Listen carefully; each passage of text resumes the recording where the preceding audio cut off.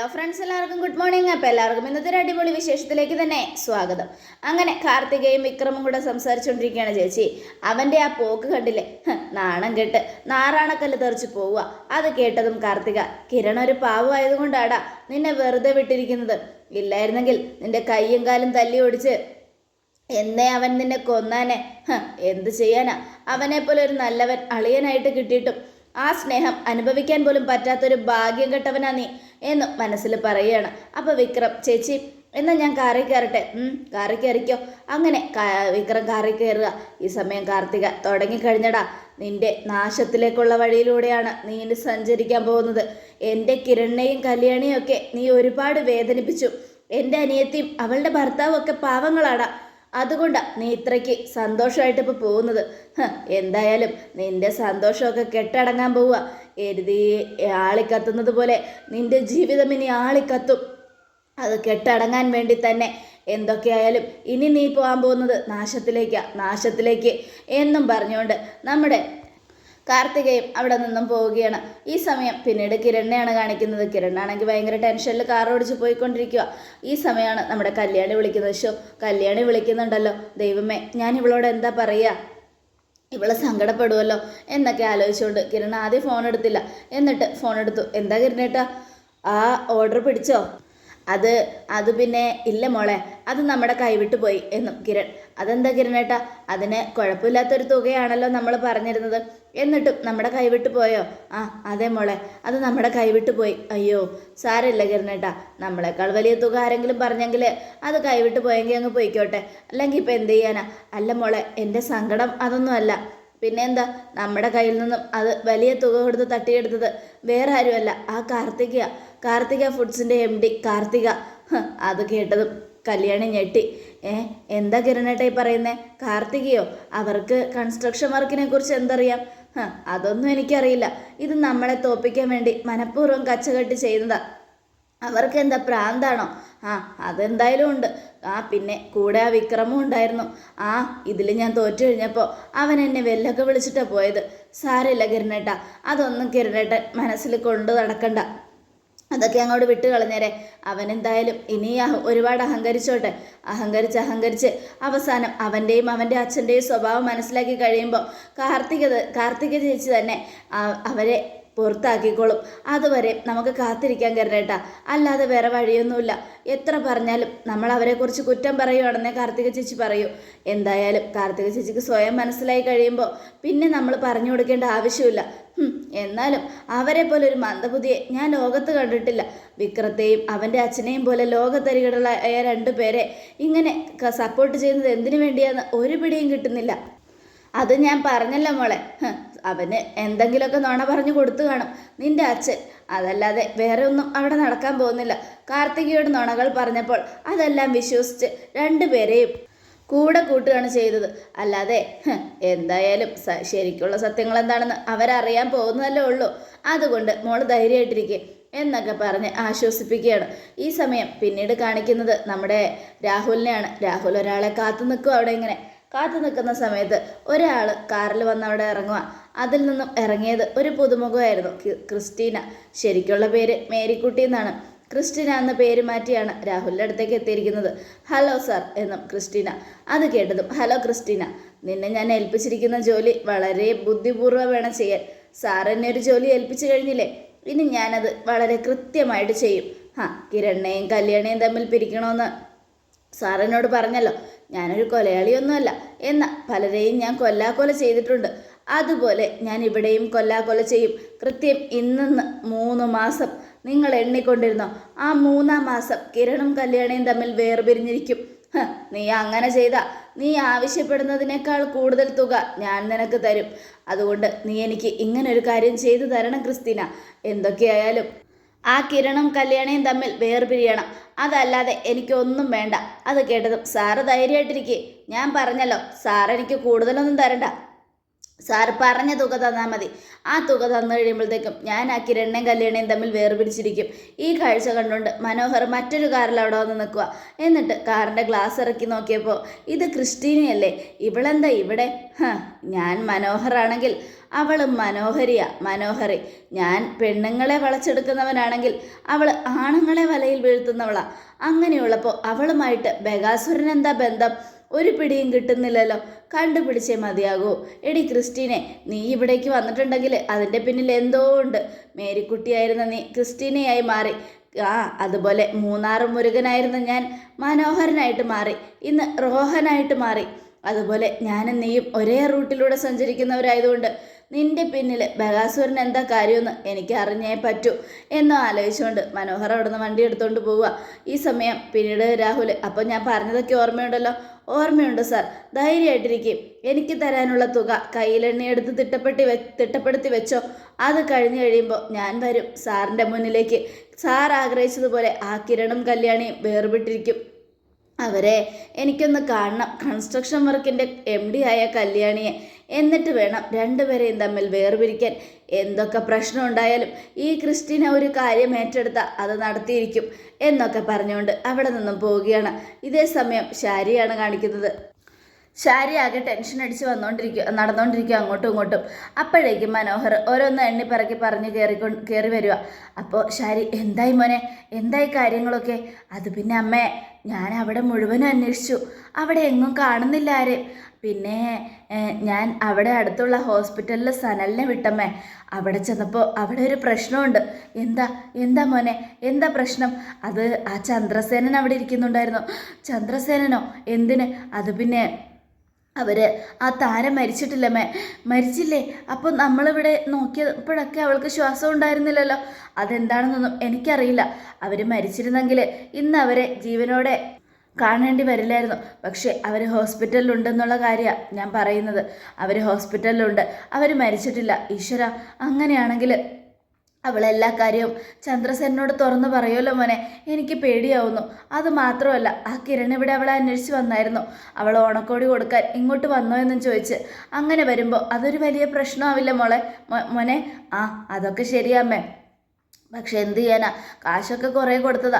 താരയെ കൊണ്ടുപോയി കളഞ്ഞവർക്ക് 1.5 ലക്ഷം ഞാൻ വീണ്ടും കൊടുത്തതാ. മോൻ്റെ കയ്യിൽ നിന്ന് പൈസ എടുത്ത് കൊടുത്തോ? അത് പിന്നെ കൊടുക്കേണ്ടി വന്നമ്മേ. പിന്നെ അമ്മയോട് ചോദിച്ചാൽ അമ്മയ്ക്കത് എപ്പോഴും ചോദിക്കുമ്പോൾ ബുദ്ധിമുട്ടാകുമല്ലോ, അതുകൊണ്ടാണ് ചോദിക്കാതിരുന്നത്. എന്ത് ബുദ്ധിമുട്ട്? ഇത് ഞാൻ ചെയ്ത തെറ്റാ. ഈ തെറ്റിൽ മോൻ്റെ കയ്യിൽ നിന്ന് 1 രൂപ പോലും പോകാൻ പാടില്ല എന്ന് ഞാൻ തീരുമാനിച്ച കാര്യമാണ്. അങ്ങനെയുള്ളപ്പോൾ മോൻ എന്തിനാ 1.5 ലക്ഷം രൂപ മുടക്കിയത്? അമ്മ ഇപ്പം തന്നെ അക്കൗണ്ടിലുള്ള പൈസ മുഴുവനും മോൻ്റെ അക്കൗണ്ടിലേക്ക് ട്രാൻസ്ഫർ ചെയ്തേക്കാം. അമ്മയ്ക്ക് അതിൻ്റെ ഒന്നും ആവശ്യമില്ല. പിന്നെ മോനെ, ഞാൻ മോനോടൊരു കാര്യം പറയുക. എന്താ അമ്മേ? മോൻ എന്നെ അമേരിക്കയ്ക്ക് കൊണ്ടുപോകുമല്ലോ അല്ലേ? കൊണ്ടുപോകാമേ. മോനെ, എനിക്ക് വിശ്വാസമാണ്. ഈ കാര്യത്തിൽ എനിക്ക് സരയുവിനെ പോലെ വിശ്വാസമില്ല. ചില സമയത്ത് അവളെന്നെ കൊണ്ടുപോകില്ല എന്നുള്ള മട്ടിലാണ് സംസാരിക്കുന്നത്. അതുകൊണ്ടാണ് മോനെ ഞാൻ പറഞ്ഞത്. അമ്മ എന്തിനാ പേടിക്കുന്നേ? ധൈര്യമായിട്ടിരിക്കും. ഞാൻ സരയോ അമേരിക്കയ്ക്ക് പോകുന്നുണ്ടെങ്കിൽ ഞങ്ങളോടൊപ്പം അമ്മയും ഉണ്ടാവും. എന്തായാലും അമ്മ ടെൻഷനൊന്നും അടിക്കണ്ട. ആ താര രക്ഷപ്പെട്ടു. പക്ഷേ അതിനിടയിൽ എന്താണ് സംഭവിച്ചതെന്നൊന്നും എനിക്കൊരു പിടിയില്ലമ്മേ. എൻ്റെ ആൾക്കാരെല്ലാവരും കൂടെ ചേർന്ന് അവരെ ഒരിടത്ത് കൊണ്ടേ മറിച്ചതാ. പക്ഷെ എന്ത് പറ്റി, എവിടെ നിന്നാ ചന്ദ്രസേനന് അവരെ കിട്ടിയത് എന്നൊന്നും ഒരു പിടിയും കിട്ടുന്നില്ല. സാരമില്ല, ഇനിയിപ്പോൾ അതിനെക്കുറിച്ച് ഓർത്ത് ടെൻഷൻ അടിക്കേണ്ട ആവശ്യമൊന്നുമില്ല എന്നൊക്കെ പറഞ്ഞുകൊണ്ട് നമ്മുടെ മനോഹരങ്ങൾ നിൽക്കുമ്പോൾ സരയും ഇറങ്ങി വരിക. മനുവേട്ടൻ വന്നായിരുന്നോ? അല്ല, എന്താണ് അമ്മായി അമ്മയും മരുമോനും കൂടെ രഹസ്യം പറയുന്നത്? നല്ല മോളുൻ്റെ അച്ഛനെ കുറിച്ച് പറയുമായിരുന്നു. അത് കേട്ടതും അങ്ങനെ കുറിച്ച് പറയാതിരിക്കുന്നത് നല്ലത്. എന്തിനാ മനുവേട്ട വെറുതെ നല്ല ദിവസം കളയുന്നേ? വെറുതെ അച്ഛനെ കുറിച്ച് പറഞ്ഞ് അമ്മയുടെ സന്തോഷം കൂടി ഇല്ലാതാക്കുവാണോ? അല്ല മോളെ, ഞാൻ ഇത്രയൊക്കെ പറയുമായിരുന്നു. എന്തൊക്കെ ചെയ്തിട്ടും അച്ഛൻ്റെ സ്വഭാവം മാറുന്നില്ലല്ലോ എന്ന്. അത് ശരിയാ, അതിനിപ്പോൾ പറഞ്ഞിട്ട് കാര്യമില്ല മനുവേട്ട. അത് നമ്മൾ മറക്കേണ്ട കാര്യമാണ്. എൻ്റെ അച്ഛൻ ഒരിക്കലും ഇനി പഴയതുപോലെ ആവില്ല. അങ്ങേർക്ക് അതിന് കഴിയില്ല. എന്തൊക്കെ ചെയ്താലും അങ്ങേര് ഒരുപാട് മാറിപ്പോയി. എൻ്റെ അച്ഛനായിരുന്നു എൻ്റെ ഹീറോ, എൻ്റെ അച്ഛനായിരുന്നു എൻ്റെ റോൾ മോഡൽ. എല്ലാം പറഞ്ഞിട്ട് കാര്യമില്ല, എല്ലാം കയ്യിൽ നിന്ന് പോയി. ഇപ്പം എൻ്റെ അച്ഛന് പ്രാന്ത, പ്രാന്ത്. അല്ലാതെ ഇപ്പം ഞാൻ എന്ത് പറയാനാ മനോട്ടൻ വാ, നമുക്കകത്ത് പോയി സംസാരിച്ചിരിക്കാം എന്നും പറഞ്ഞുകൊണ്ട് മനോഹരനെ വിളിച്ച് സരയു മുകളിലേക്ക് പോവുക. അങ്ങോട്ട് പോയി കഴിഞ്ഞതും ശാരി, ഈശ്വര ഭഗവാനെ, അവളെങ്ങാനും കണ്ണു തുറന്ന് ആംഗ്യ ഭാഷയിൽ ഞാനാണ് അവളെ തല്ലിയ അവസ്ഥയിലാക്കിയതെന്നറിഞ്ഞാൽ അവൾ ആരോടെങ്കിലും പറഞ്ഞാൽ അതോടുകൂടെ തീരും എൻ്റെ എല്ലാ സന്തോഷവും അവസാനിക്കും. അതിനു മുമ്പ് അമേരിക്കയ്ക്ക് പോകണം. ഞാൻ അറിഞ്ഞുകൊണ്ടല്ല, അറിയാതെയാണ് എനിക്കത് അവളെ അങ്ങനെ ചെയ്യേണ്ടി വന്നത്. എൻ്റെ ജീവിതത്തിൽ അത് സംഭവിച്ചത് അതുകൊണ്ട് തന്നെയാണ്. അല്ലാതെ ഒരിക്കലും ഞാൻ അറിഞ്ഞുകൊണ്ട് ഒരാളെയും ഉപദ്രവിച്ചിട്ടില്ല ഈശ്വരന്മാരെ.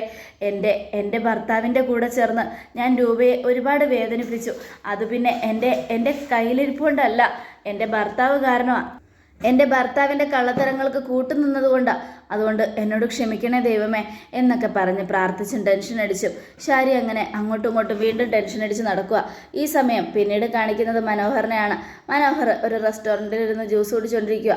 അപ്പോഴേക്കും ക്രിസ്റ്റീന എത്തിയതും എടാ മുരുക, മൂന്നാർ മുരുക, നീ എന്തിനാടാ എന്നെ കാണുമെന്ന് പറഞ്ഞത്?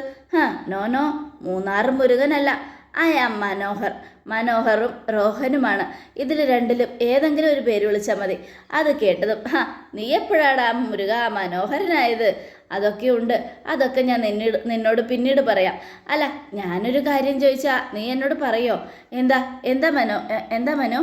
അതെ, എത്ര രൂപ കിട്ടും? കിട്ടുന്നതിൽ പാതി എനിക്ക് തരാൻ പറ്റുമോ? എന്താ നീ പറഞ്ഞത്? എനിക്ക് മനസ്സിലായില്ല. നിനക്ക് കിട്ടുന്നതിൻ്റെ പാതി തുക നീ എനിക്ക് തരണം. എവിടെന്ന് കിട്ടുന്നതിൻ്റെ പാതി തുക? എൻ്റെ അമ്മായിയച്ഛൻ നിന്നെ കണ്ടായിരുന്നല്ലോ. നീയും എൻ്റെ അമ്മായിയച്ഛനുമായിട്ടുള്ള ദൗത്യം എന്താണെന്ന് എനിക്കറിയില്ല. അതെന്നോട് പറയണം. അത് കേട്ടതും നിൻ്റെ അമ്മായിയച്ഛനോ? അതാരാടാ? അതാരാന്ന് എനിക്കറിയില്ലല്ലോ. നിൻ്റെ അമ്മായിയച്ഛൻ ആരാണെന്ന് നീ എന്നോട് പറഞ്ഞാലല്ലേ എനിക്ക് മനസ്സിലാവൂ. അത് വേറെ ആരുമല്ല, രാഹുലാണ് എൻ്റെ അമ്മായിയച്ഛൻ. വാട്ട്? രാഹുലോ? രാഹുൽ സാറും നീ രാഹുൽ സാറിൻ്റെ മരുമോനാണോ? അതെ, അദ്ദേഹത്തിൻ്റെ ഒരേ ഒരു മോളെ കല്യാണം കഴിച്ചിരിക്കുന്നതും ഞാൻ തന്നെയാണ്. അവളിപ്പോൾ ഗർഭിണിയുമാണ്. അപ്പം നീ മുങ്ങാൻ സമയമായല്ലോടാ. നിന്റെ ഭാര്യമാരിൽ ആരെങ്കിലും ഒരാൾ ഗർഭിണിയായ അവിടെ നിന്നും നീ മുങ്ങുമല്ലോ. അതിനുള്ള സമയം അടുത്തുകൊണ്ടിരിക്കുക. പക്ഷേ അതിനു മുമ്പ് എനിക്കൊരു കാര്യം അറിയണം. എൻ്റെ അമ്മായിയച്ഛൻ നിന്നെ എന്ത് ജോലിയാണ് ഏൽപ്പിച്ചതെന്ന്. അത് കേട്ടതും അത് വേറൊന്നും അല്ലടാ, ആ കിരണും കല്യാണിയും ഉണ്ടല്ലോ, അവരെ തമ്മിൽ പിരിക്കണം. അവരെ തമ്മിൽ പിരിച്ചു കഴിഞ്ഞാൽ ഞാൻ ചോദിക്കുന്നതിനേക്കാളും വലിയൊരു തുകയാണ് എനിക്ക് തരാമെന്ന് പറഞ്ഞിരിക്കുന്നത്. അത് കേട്ടതും മനോഹർ അവിടെ ഇരുന്ന് ഭയങ്കര ചിരി തുടങ്ങി. ചിരി അടക്കാൻ പറ്റാത്ത ചിരി. അപ്പോൾ നമ്മുടെ ക്രിസ്റ്റീന ചോദിക്കുക, എടാ മുരുക, നീ എന്തിനാടാ ഇങ്ങനെ ചിരിക്കുന്നേ? ഒന്നുമില്ല എൻ്റെ മേരിക്കുട്ടി. ഞാൻ മേരിക്കുട്ടിയല്ല. I am not Marykutty, I am Christina. എന്നാൽ പിന്നെ എന്നെയും മനോഹർ എന്ന് വിളിക്കാൻ ഞാൻ പറഞ്ഞല്ലോ. എന്നെ മനോഹർ എന്ന് വിളിച്ചാലേ ഞാൻ നിന്നെ ക്രിസ്റ്റീന എന്ന് വിളിക്കൂ. ശരി, എന്നാൽ ഞാൻ അങ്ങനെ തന്നെ വിളിച്ചോളാം. ഞാൻ ഇനി മാറ്റി വിളിക്കില്ല. പറ, നീ എന്തിനാ ഇപ്പം ചിരിച്ചത്? ഞാനിപ്പോൾ ചിരിച്ചത് നീ അഡ്വാൻസ് വല്ലതും മേടിച്ചിട്ടുണ്ടോ? മേടിച്ചിട്ടുണ്ട്. എന്നാൽ ആ പണം തിരിച്ചു കൊടുക്കുന്നതായിരിക്കും നല്ലത്. എൻ്റെ അമ്മായിയച്ഛൻ നീ ഒരു കാര്യം ചെയ്താൽ അത് പൂർത്തിയാക്കി കഴിയുമ്പോൾ അതിന് പൈസയൊന്നും തരുന്ന ആളല്ല. നീ പൈസ ചോദിച്ചു തന്നാൽ ഒരുപാട് ഉടായ്പ കാണിക്കും. അതുകൊണ്ടാണ് ഞാൻ പറഞ്ഞത്. അത് കേട്ടതും അങ്ങനെ അവൻ ചെയ്ത അവൻ്റെ കുടുംബവും ഞാൻ തകർക്കും. അവനെയും അവൻ്റെ ഭാര്യയെയും ഞാൻ തമ്മിൽ തെറ്റിക്കും. അതിന് നീ കഷ്ടപ്പെട്ട് ചെയ്യൊന്നും വേണ്ട. രണ്ടുപേരും പിരിഞ്ഞ് തന്നെ കഴിയുന്നേ. ഏതാണ്ട് മൊത്തത്തിൽ അങ്ങ് പിരിഞ്ഞ മട്ട. പിന്നെ ഈ മകളും അമ്മയും കൂടെ ചേർന്ന് ഇയാളെ ഭ്രാന്താശുപത്രിയിൽ കൊണ്ടുപോയി മെൻ്റൽ ട്രീറ്റ്മെൻറ്റ് വരെ കൊടുത്തതാ, ഷോക്ക് വരെ അടുപ്പിച്ചതാ. എന്നിട്ടും ഇങ്ങനെ ഇതുവരെ മാറിയിട്ടില്ല. അതുകൊണ്ട് സൂക്ഷിച്ചോ. നീ മേടിച്ച അഡ്വാൻസ് തിരിച്ചു കൊടുത്തില്ലെങ്കിൽ നിനക്കത് പ്രശ്നമാവും. അവർ നിന്നെ ഏൽപ്പിച്ചിരിക്കുന്ന ദൗത്യം നിനക്ക് ഒരിക്കലും പൂർത്തിയാക്കാൻ പറ്റില്ല. അതെന്താടാ നീ അങ്ങനെ പറഞ്ഞത്? ഈ ക്രിസ്റ്റീനെ വിചാരിച്ച ഒരുത്തനെ വലയിൽ വീഴ്ത്താൻ എനിക്ക് പറ്റിയിരിക്കും. അത് കേട്ടതും എന്നാ നീ ഒന്ന് കാണിച്ചതാ. ദൈവം തമ്പുരാ വിചാരിച്ചാൽ പോലും കിരണിനെയും കല്യാണിയെയും തമ്മിൽ പിരിക്കാൻ കഴിയില്ല. ഇത് ഞാൻ പറയുന്ന വാക്കാ. അങ്ങനെ പറ്റിയിരുന്നെങ്കിൽ ആ കല്യാണി അവളെ ഞാൻ എന്നേ വളച്ചെടുത്താനെ. അവളെൻ്റെ വലയിൽ വീഴില്ല എന്ന് മനസ്സിലായതുകൊണ്ടാണ് ഞാൻ അങ്ങോട്ടേക്കുള്ള നോട്ടം അവസാനിപ്പിച്ചത്. അതേപോലെ തന്നെയാണ് കിരണിൻ്റെയും അവസ്ഥ. ഇനി എന്തൊക്കെ നീ ചെയ്താലും നിങ്ങളെ തമ്മിൽ പിരിക്കാൻ കഴിയില്ല. അവരെ തമ്മിൽ പിരിക്കാൻ കഴിയില്ല. ആണോ? നീ ഇത്രയ്ക്ക് വെല്ലുവിളിച്ച സ്ഥിതിക്ക് ഇനിയിപ്പോൾ അത് ചെയ്തല്ലേ പറ്റൂ. അതെ, ഇത് വെല്ലുവിളിയാണ് മോളെ. നീ എന്തെങ്കിലും ചെയ്ത് അവരെ പിരിക്കുകയാണെങ്കിൽ 10 ലക്ഷം രൂപ ഞാൻ നിനക്ക് തരും. എൻ്റെ കയ്യിൽ കാശുണ്ടായിട്ടൊന്നുമല്ല, പക്ഷെ നീ അവരെ പിരിച്ചു കാണിക്കേ. അത് കേട്ടതും നീ ഇത്രയും ധൈര്യത്തോടെ പറയണമെങ്കിൽ അവർ തമ്മിൽ പിരിയുന്നത് ഭയങ്കര ബുദ്ധിമുട്ടാണെന്ന് എനിക്ക് മനസ്സിലായി. പക്ഷേ ഈ ക്രിസ്റ്റീന വിചാരിച്ചാൽ 3 മാസം കൊണ്ട് കിരണിനെയും കല്യാണിയെയും ഞാൻ വേർപെടുത്തിയിരിക്കും.